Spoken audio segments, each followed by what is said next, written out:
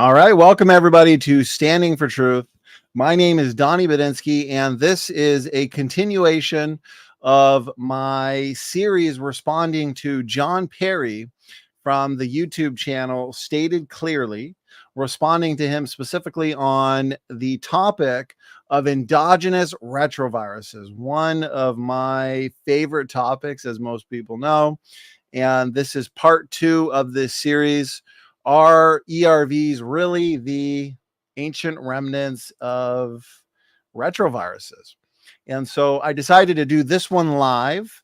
The first one was pre-recorded, but it is linked in the description box for people to see and check out as I am going through his video, point by point, sentence by sentence, making sure that I don't miss anything. It's a well done video, well edited video, and it's a comprehensive one on this topic. And I noticed before I did part 1, I noticed there was no creationist or intelligent design response out there to it. And since I have written a book on the topic, I've spoken on it many times. I've given numerous lectures and presentations on it. And I've also formally debated it many times as well, both formally and informally. I thought this video by Jon Perry deserves an extensive response. And so that's what we're going to do. And that's what we are doing to this video. And so, okay, it's good to see people in the chat. Doki Doki, I appreciate that. Brother, there's the ERV handbook if you are interested. My arch nemesis Creation Myths says, are you still on this? He says it's hilarious, and that's good because laughter is the best medicine. ERVs all day, every day. Live, dream, ERVs. And so actually I just spoke at the 2024 boot camp on ERVs. So if you haven't yet seen that program at the boot camp, please do check it out. We've been focusing quite a bit actually on ERVs. And it's okay. I'm just going to get right into it because I want this to be a digestible series. And I also want to keep them to, let me check. The first one was, I think, about an hour. So we'll probably try and keep this one roughly the same, 45 minutes to an hour. And we'll go through another several minutes of it. This one covers some heavy topics. I don't want to reiterate too much of part 1. So again, if you haven't seen part 1, please do check it out. There's some important information in there on the topic. Okay, so let's get right into it and have some fun with doing this live. I should say, for those wondering, we had this debate scheduled today. Does Hebrews teach the deity of Christ? It was better, is easier, more convenient for both debaters to do it on Friday. And so I thought, you know what, I'll go live impromptu and continue this series. I wanted to continue it for a while. So for those wondering, yes, this debate is still happening, but it's going to be Friday. Friday night showdown. A lot of people looking forward to it. I think it works better that way anyways. But leading up to that, we've got Dr. Jerry Bergman coming up here, Charles Darwin and evolution, the truth about Darwinism. I'm excited. This will be on Thursday. And then, of course, our rescheduled show here, does Hebrews teach the deity of Christ? And then on Saturday, we have a debate as well between Joshua and Sean Griffin. And we may be back here tomorrow as well for Kent and I to continue our response to Crash Course. We got a lot going on, everybody. Make sure you're subscribed. All right, let's share this audio, share screen, and I'll check from my phone. Let me know audio, video is all coming in good before I begin where we left off. So we did about 10 minutes last time. And so we'll start at the 10-minute mark here. And again, we'll probably go through just another few minutes. This will probably be a roughly 4-part series. All right, here we go. I'm going to go on mute in 3, 2, 1.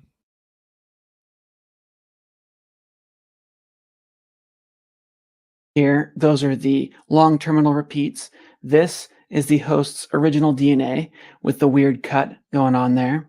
And whenever you have a cut in your DNA like this, a break in your DNA, there's an enzyme that's going to run over and try and fix it.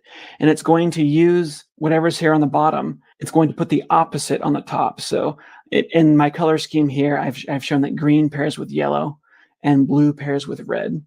And so this enzyme will actually find the missing pair and rebuild it.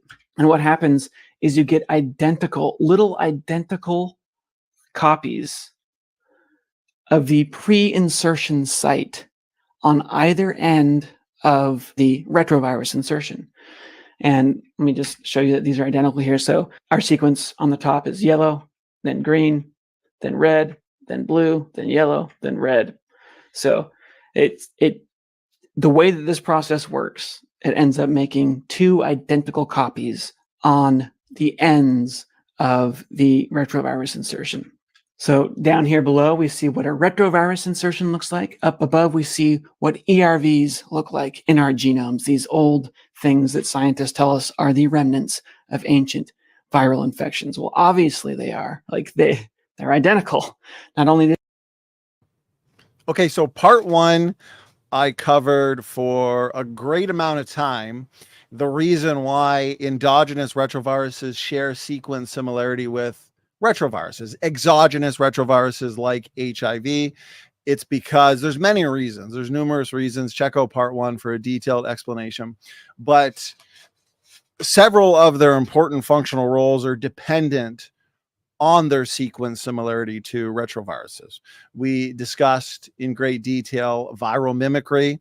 The ERV has to look like the exogenous retrovirus in order to carry out that specific functional role. They're also active in cell stress responses, fighting off incoming viruses, and even transposons in general, their ability to move around the genome, retrotransposition, they require the specific genetic makeup, the specific structure, LTR, GAG, pol, ENV components of the ERV unit.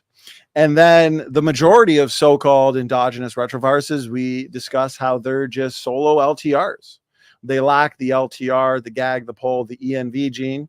And we pointed out the functional nature of these solo LTRs. And so your solo LTRs are different than your complete ERV sequences that have that complete structure. And each aspect of the structure, like the ENV, the GAG, the pol, are essential to their functional roles, one of them being their ability to interfere with incoming viral particles and harmful viruses, okay? The other thing, these so-called integrase fingerprints or the target site duplications, these signatures that the evolutionary community points to, as Jon Perry has been here, we touched on closer to the end of last video, that internal movement, the internal mobility of various classes of retrotransposons in general are going to leave the exact same signatures. So it's very difficult to tell the difference between an external reason for these signatures or internal. And what's interesting is, I'm going to stop screen sharing for a second. After last show, we asked AI.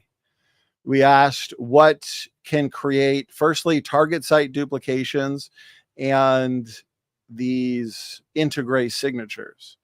And what's funny is AI actually came back with an answer very similar to what I was saying in the last video. Okay. So firstly, ERVs, as we've pointed out, rather than being horizontally inherited like an exogenous retrovirus, they occur vertically. Okay. They're vertically inherited proviral sequences. They're a subclass of these transposable elements, and they can be packaged and moved within the genome to serve a vital role in gene expression and gene regulation. Okay. And so transposable elements, many of them, they have the ability to jump from one position to another along the DNA or chromosome. Now, the answer we received from AI was a very similar answer to what I provided in the last episode.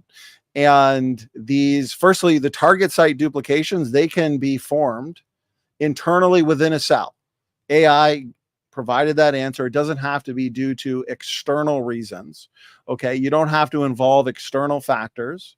Target site duplications can be formed internally within a cell, and other mechanisms, which are very interesting, such as errors during DNA replication or chromosomal segregation, can actually lead to the formation of these duplications solely through intrinsic cell mechanisms.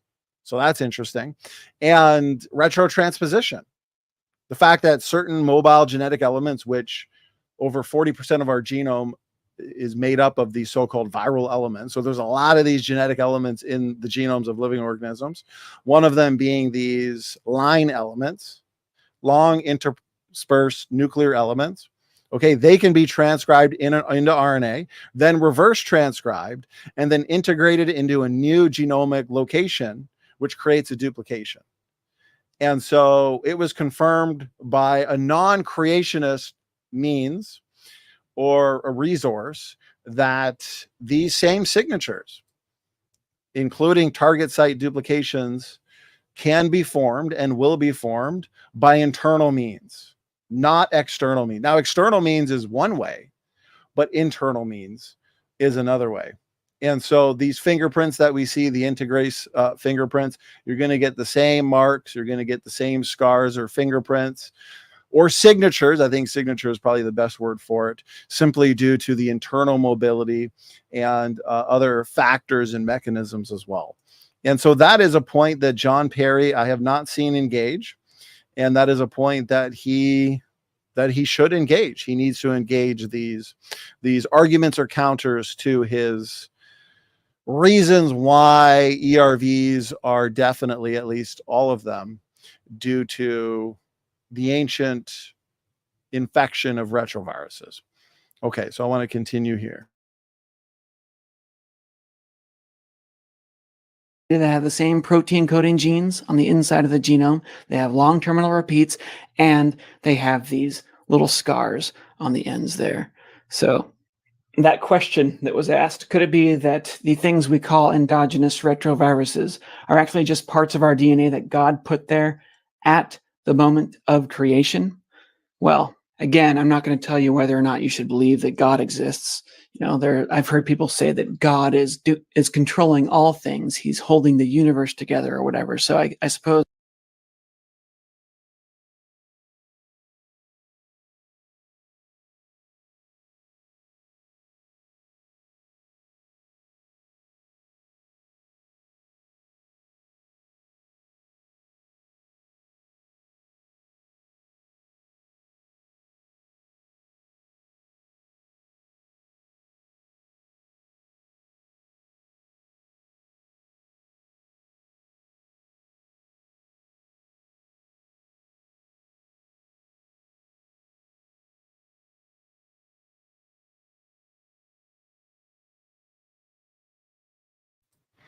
Okay, here we go. Let me know if I'm coming through. Getting used to this new Shure mic here, which does allow me to mute right from the mic.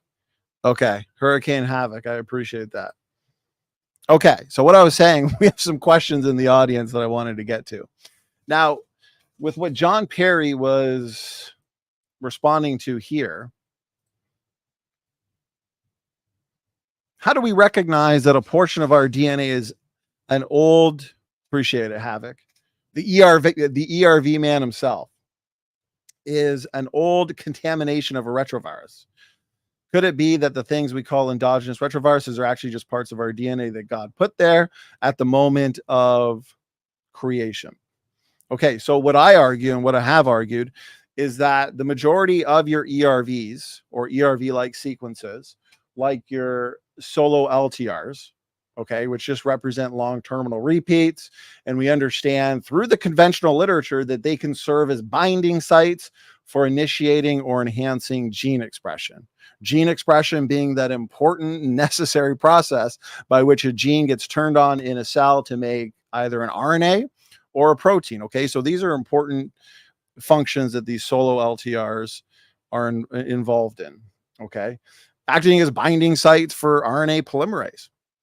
And so why do we share thousands of solo LTRs with other creatures within the biological world, like primates? Well, it's good design.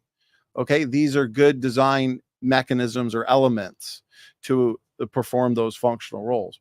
Now, when it comes to the full ERVs, we need to look to that which is fixed. Okay, let's say all of humans have a specific ERV and it's functional in embryological development, let's say, or in the placenta. And then your chimpanzee has all those same ERVs as well, and we share them between each other. They're fixed. They're stuck in place. Fixation just being stuck in place. Rather than, so for example, there are some ERVs in the human genome that are only found in a certain part of the population. They're unfixed. Okay. Those ones we could argue are the result of true retroviral infection rather than being a created unit of DNA function. Okay. And so we're not saying that every single ERV or ERV like sequence is the result of special creation, but we can certainly make predictions that function and frequency in terms of fixed versus unfixed can help determine which are and which are not a created unit of DNA function. Now, there are also at least two mechanisms that have been identified in terms of the ERV's functional role in acting as an antiviral protector. Okay, so these ERVs act as an antiviral system, very important functional role. And one of the mechanisms that I did not talk about in the previous video, and so I want to talk about it now, especially in light of Jon Perry's arguments here. Okay, one of the mechanisms involves the disruption of endogenous retroviruses. You're probably wondering what that means. Well, there's at least one paper that discusses ERVs in koalas. And these koala endogenous retroviruses, they can undergo retrotransposition. They can move around the genome. Dan was asking what the percentage of transposable elements can actually move. Well, there are some that lack the key components to be able to move around the genome. Okay. ERVs, as far as I know, don't really move around the genome currently. But with all the many thousands of mobile elements throughout the history of our species that have moved around the genome and left very specific signatures and scars, we would expect exactly what we find, many signatures and scars like integrase signatures all throughout the genome, that an evolutionist, one with an evolutionary presupposition or starting point, could look at and conclude incorrectly or erroneously that these are external scars, even though they're internal signatures. Okay. And so going back to the koalas, these koalas, if they have an active retroviral infection, okay, there's a high likelihood that reverse transcription will take place to allow, because remember, we talked about in the first video that retroviruses can reverse the flow of genetic information, basically transcription in reverse, right? You got DNA transcribed into RNA, translated into a protein. So a retrovirus, reverse transcription, transcription in reverse. So RNA to DNA, because that's their genetic material is RNA. Okay. And so there's a high likelihood that reverse transcription will take place, and this will allow the retroviral material to actually proliferate throughout the genome. And so one way to disrupt, so again, these are protectors, not just in humans, but in other living organisms as well, like koalas.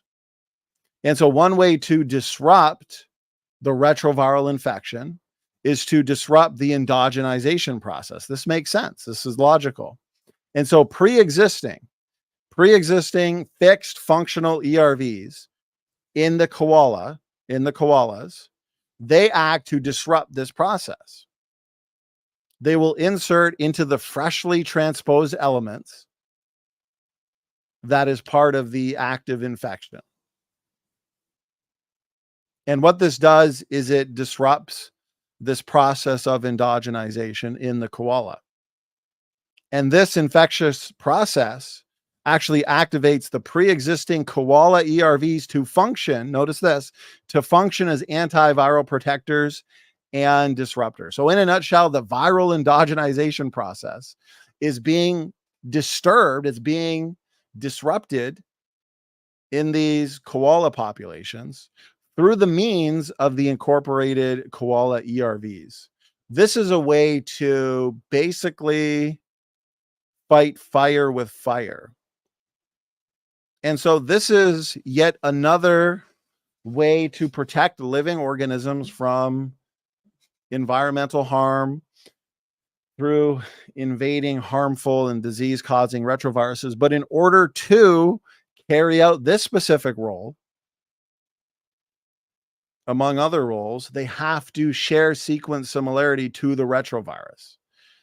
And so this is why it's important to acknowledge the fact that, yes, there are some true ERVs that have taken place in the biological world. And acknowledging this works to counter many of Jon Perry's points here. Because in the same way that we have millions of highly sophisticated DNA repair enzymes that fix DNA breaks that are just constantly occurring, that doesn't mean that DNA breaks don't actually occur. Yes, we get a lot of DNA damage in our somatic cells throughout our lives, and some in the germ cell, reproductive cells, they get inherited. In humans, roughly 100 new mutations per person per generation. Throughout one's lifetime, there are many more mutations that have occurred, but DNA repair enzymes have corrected those errors. But that doesn't mean DNA errors don't happen. So what I'm trying to say here is the majority of ERVs and ERV-like sequences are best explained through special creation. And there are pre-existing functions of these fixed ERVs that help to disrupt the endogenization process from invading exogenous retroviruses. But that doesn't mean that they always do their job perfectly. True ERVs can take place, but typically those are not going to be fixed.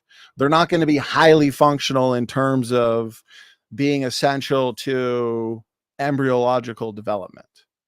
Okay, and that's where this research project is important, is because this is how we can identify which ones are created and which ones are true ERVs. And so let's see here. Okay, let him continue. I'm going to mute right from the mic. If there's any issues, Are actually just let me know. parts of our DNA that God put there at the moment of creation. Well, again, I'm not going to tell you whether or not you should believe that God exists. You know, I've heard people say that God is controlling all things. He's holding the universe together or whatever. So I suppose that every time a virus inserts its genome into a host, that was God doing that. So I'm not going to tell you. And then just to the audience, make sure to not time out or delete any of the comments from our critics. We do welcome the skeptics, and I personally like to see what their rebuttals and counters are. And so as long as they're being respectful, professional, little retort from them, I like it. Nothing wrong with that. But I do want them to have the ability to respond and give their input. It's helpful for me as well as I build the best possible creation model when it comes to ERVs. Okay. Tell you whether or not this tells us anything about the existence of God, but it does tell us that these insertions did not happen at the moment of creation. These things were. So his biggest reason, which we've already touched on, is because ERVs share sequence similarity to exogenous retroviruses. But we've already shown that has to be the case. Plus, this goes back to the bigger picture question: what is the origin of retroviruses? We know that retroviruses require a host to replicate. And so what came first, the host or the retrovirus. It can't be the retrovirus because the retrovirus requires a host which requires a genome and cells and genetic makeup in order to replicate. And so I argue the escapee hypothesis that retroviruses have originated from mobile genetic elements, transposable elements, and a lot of them just through the degeneration process, errors in the packaging process, have become harmful. And now they wreak havoc. Okay. And you can find this hypothesis directly in the conventional literature. And so far, within 12 minutes of his 25-minute video, Jon Perry has not provided any differentiating evidence. He's provided a lot of agnostic evidence. He's also not countered the differentiating evidence that's coming from our side. Just because ERVs look like retroviruses does not mean that they are the ancient remnants of past retroviral infection. One, we've discussed how their makeup, their structure is necessary to carry out their functional roles. Two, if exogenous retroviruses have originated from cells and from hosts, then there's another reason why they're obviously going to look like that which they came from. Okay. And so, no, Jon Perry has not explained sufficiently why ERVs are the ancient remnants of retroviruses. And we agree, at least I agree, to have a sophisticated model, you're going to have to agree that yes, true ERVs can happen. They have happened. We see this in koalas, but we see that the pre-existing functional and fixed ones are what? Stopping or disrupting the endogenization process. So these are built in, these are front-loaded antiviral machines or DNA elements. So I would agree with Jon Perry that your disease-causing and your unfixed, largely non-functional ERVs are most likely true ERVs. But I wouldn't agree that the fixed and highly functional ones are true ERVs. The most parsimonious explanation for those ones is that they are created units of DNA function. Okay, I'll go through some of these comments in a bit.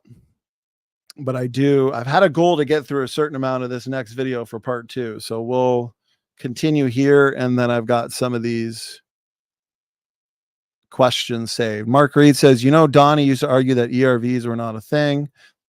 The goalposts sure have shifted. I'm not sure that I've ever, going back a few years, argued that there are no true ERVs. I may have when I was just arguing this from an introductory starting point or level. But ever since I've studied it and wrote my book, the best way to see what my position has been would be to read my book and watch some of my earlier debates on the topic. And so I've always pointed out to the functional capability of pre-existing ERVs to disrupt the endogenization process. I've always pointed out the fact that although there are millions of highly sophisticated and well-designed DNA repair enzymes, DNA errors do occur. And although we have ERV units that act to fight off exogenous retroviral infection and the endogenization process, these DNA units, these mechanisms don't work perfectly. And so some retroviruses can infiltrate in the right way. They can bypass these antiviral units and means to be fought off and invade a germ cell line and be passed on vertically. Now, from there, to gain an important functional role, we understand that every single cell of the progeny will have that viral DNA.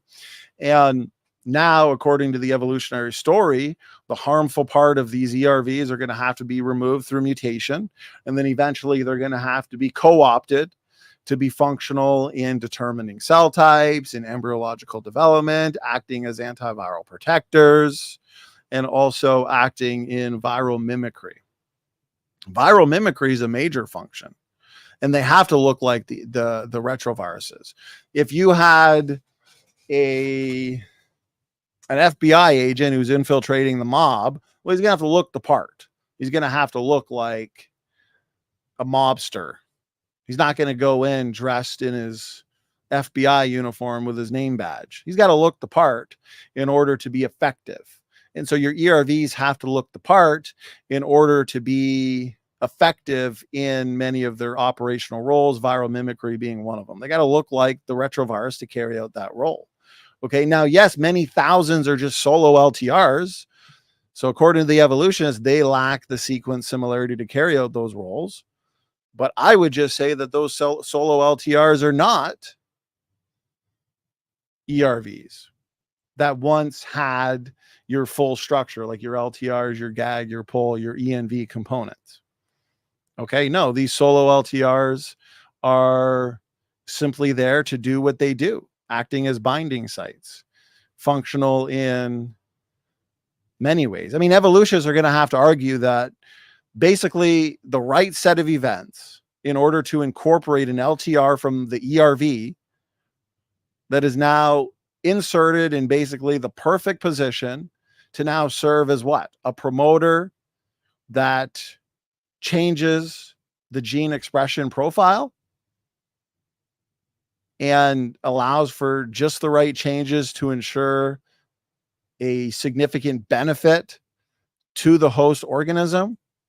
Okay, maybe this could happen, once or twice or a handful of times, but to happen routinely, since we see these solo LTRs, many of these have these functions. And so for this to be widespread and for this to happen over and over and over again, no, that fails parsimony. It's not a simple explanation. It requires a lot of far-fetched storytelling. It pushes the boundaries of incredulity. Okay. And so just because the LTRs of retroviral sequences are similar to the solo LTRs that we find all throughout the genomes of living organisms that are functioning as binding sites and promoters and so on and so forth, just because they're similar to the solo LTRs of organismal DNA is not good evidence. It's not compelling evidence for common descent or that they were once ERVs. So we got to stop calling solo LTRs, these thousands of solo LTRs that are shared in the biological world. We have to stop calling those ERVs, because what we observe here actually makes far better sense from a design perspective. And so what needs the most explanation is your full ERVs that we see on the screen here that Jon Perry is presenting. Notice ERV genome. Okay. And then retrovirus genome. There's sequence similarity, retroviruses and ERVs, LTR, GAG, POL, ENV. Okay. Those genes coding for reverse transcriptase, integrase, protease.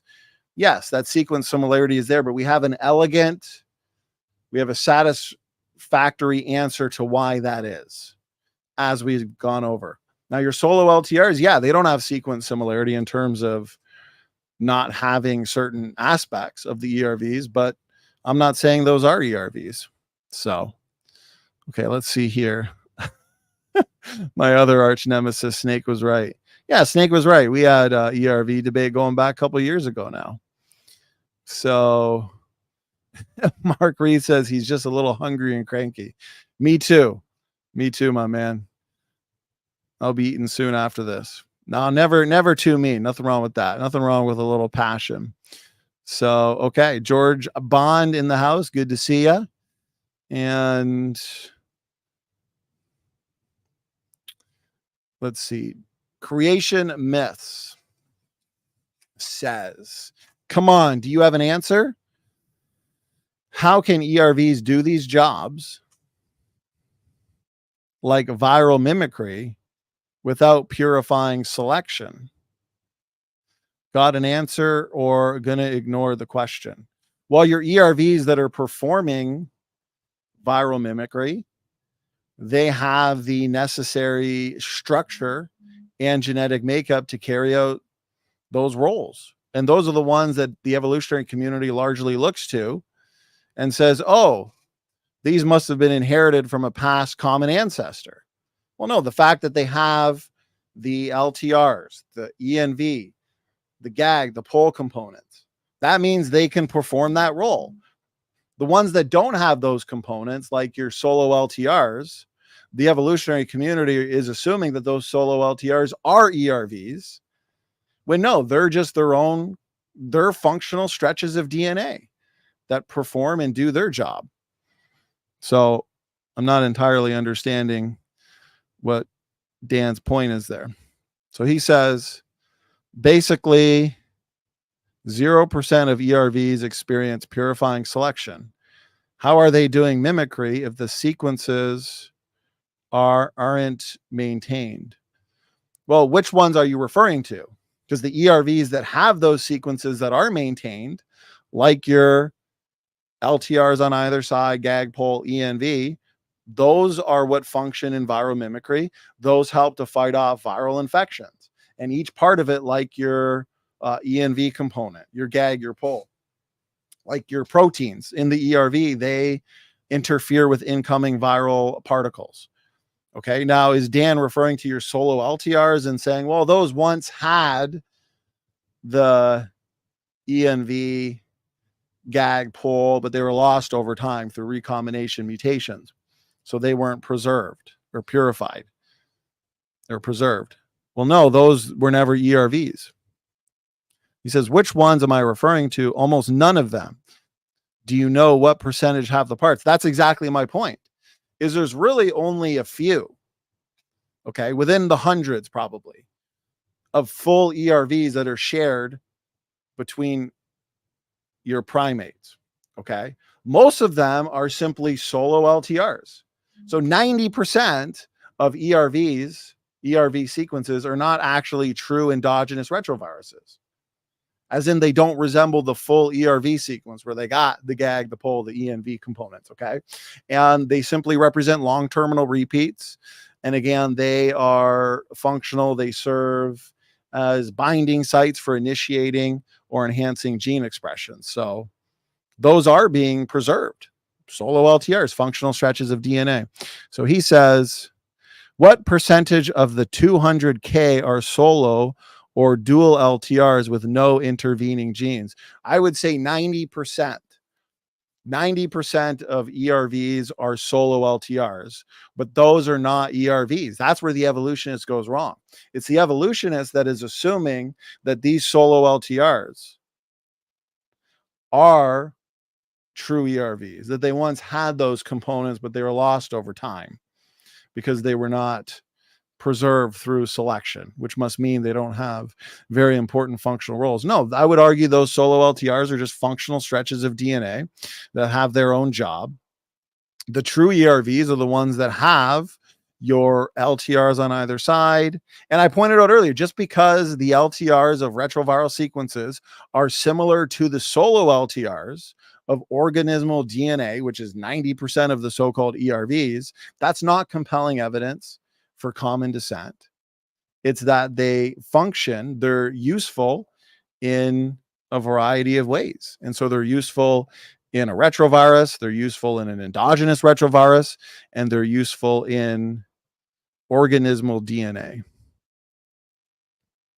So Dan says, what job are the solo LTRs doing without purifying selection? Well, your solo LTRs are serving as binding sites for initiating or enhancing gene expression, binding sites for RNA polymerase. They have functional roles. I can go through my PowerPoint slides, but I'm trying to avoid that for this series. And so, okay, let's continue here and at least get through another minute. And I'll probably do a Q&A section or a live open mic when this full series is done. Okay, so I'm going to go on mute here and just one sec. We're put there by an integrase molecule. And integrase molecules are things that retroviruses have. So endogenous retroviruses definitely were not there since the beginning. For any endogenous retrovirus that you find in the human genome, if you go back in time far enough, maybe you have to go back to like before we were even primates, but you would find a time where that specific endogenous retrovirus did not exist in the genome because it had not yet been inserted there. These things were inserted after evolution was already up and running, and our ancestors were evolving. So number 4, some ERVs can still produce full-fledged viruses when cells are stressed. So this is an obvious indication that ERVs really did come from viruses. Okay, I'm going to stop it there for now, right at the 13-minute mark. So I think we're doing pretty good in this series, because this next section, I have an entire PowerPoint that's probably going to take a good hour show of itself to go over the origin of retroviruses. I'm going to go over the various hypotheses found in the secular literature, and I am going to cover what I strongly believe is the best explanation for retroviruses, the origin of retroviruses, because again, there is a chicken and egg problem. There's a paradox for the evolutionary community, because the question is, what came first? The retrovirus? Maybe one of our critics here in the chat can answer this question. What came first, retrovirus or the host? Because a retrovirus requires a host to replicate. That's why even in the conventional literature, you're going to see here origin of viruses, that a major hypothesis is the escapee hypothesis. Here's a sneak peek into part 3 of this series. Notice this. To date, no clear explanation for the origin of viruses exists.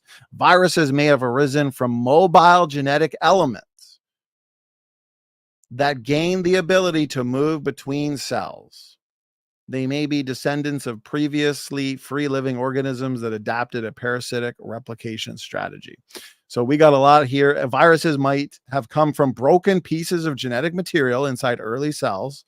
These pieces were able to escape their original organism and infect another cell. And then once they cross species, that's where they're going to burn hot and fast and cause a lot of damage, because they're no longer in their original host. Okay. And so this is basically points 4 to, I think it's 10. We're going through his 10 points, are going to largely focus on this, but I want to save that for its own video. And so, okay, let's show you what I was saying in terms of these solo LTRs, which you can find from the conventional literature as well. But I do want to check on the chat real quick. And okay, so let's see, Dan. So Dan says, so you think that regulatory sites for gene expression, like enhancers, don't require sequence specificity? Serious question, not trolling. I would never see you as a troll, Dan. Want to understand your position.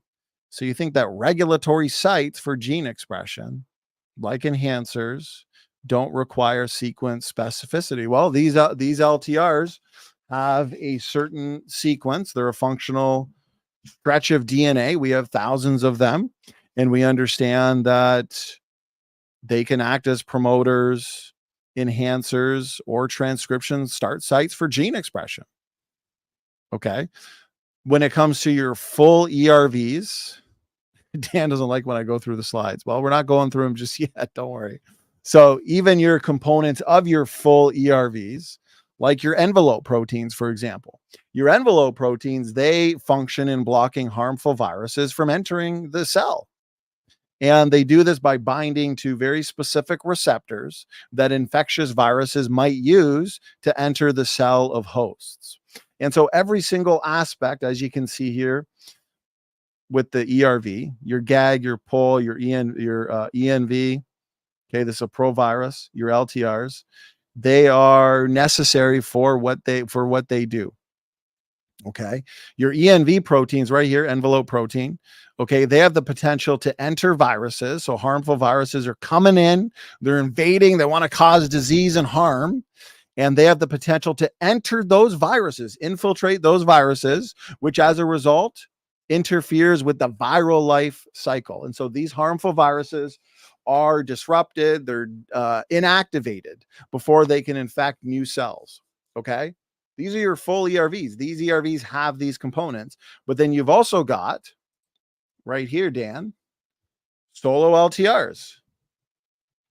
So I said 90%. Well, this is a paper from 2021 from the conventional literature that says almost 90% of all HERVs, human ERVs, represent so-called solo LTRs. So those are not ERVs. Only the evolutionist is going to say those are ERVs. Okay, so let's see what Dan is saying. Dan says LTRs do not experience purifying selection. Well, there's a lot of organismal DNA that acts as binding sites, okay, for RNA polymerase, for the process of gene expression, okay, to be effective. And so many LTRs might be subject to breaking down since there's many backup units and stretches of DNA that can serve the same role. Okay. But we see that many of these solo LTRs function, notice here, right on the from the paper itself. These HERVs lost the prototypical retroviral genes GAG pull. So that's what they're assuming, that they were once full ERVs. And ENV due to homologous recombination. So that's one of their explanations over time, since the ERV infection has taken place, the exogenous retroviral infection that is, and then passed on vertically. There's been recombination, mutation, so on and so forth. And so the other components of the ERV are lost over time. They're destroyed, okay, leaving single LTR promoters in the genome. Okay, we got thousands of these single LTRs that function. Notice this: due to their activation upon immune stimulation, ERV LTRs have already been termed landing strips for inflammatory transcription factors, and evidence for their role in regulating cell immune responses is growing. The endogenous LTRs mentioned above, same paper, all act as enhancers. So I'm not making this up, and may increase antiviral gene expression in response to viral infection and or IFN stimulation. So Dan's going to have to show me how many of these solo LTRs are not functional or have lost their function. So let's see what Dan says here. Yes, 90% of the more than 200,000 are solo LTRs, right? So I would call those functional stretches of DNA and not ERVs. And 0% of those are experiencing purifying selection. Okay, I'd like to see Dan demonstrate that 0% of them are experiencing purifying selection. Well, if they're doing their job, they're there and they're withstanding some degeneration through mutation accumulation. So they're doing their job, and many of them may lose their ability to do their job through mutation accumulation. There's a lot of redundancy in the genome, and there are a lot of DNA sequences and units in biological organisms that can act as promoters, enhancers, and transcription start sites for gene expression. So some DNA units, let's say a functional stretch of DNA like a solo LTR, is destroyed through mutations. Well, you got backup. You got backup code in the genome. So here's a couple other papers on long terminal repeats as ready to use mobile elements. And so, okay, I want to go back, see how much we got through. 13 minutes. And okay, we're at the hour mark. This has been fun. Wasn't expecting so many critics to join, but this is always informing to me to see how the critics are responding. So we'll be doing our part 3 relatively soon, and hopefully an open mic Q&A or discussion where the critics can join and we can have some fun on endogenous retroviruses. Okay, God bless all.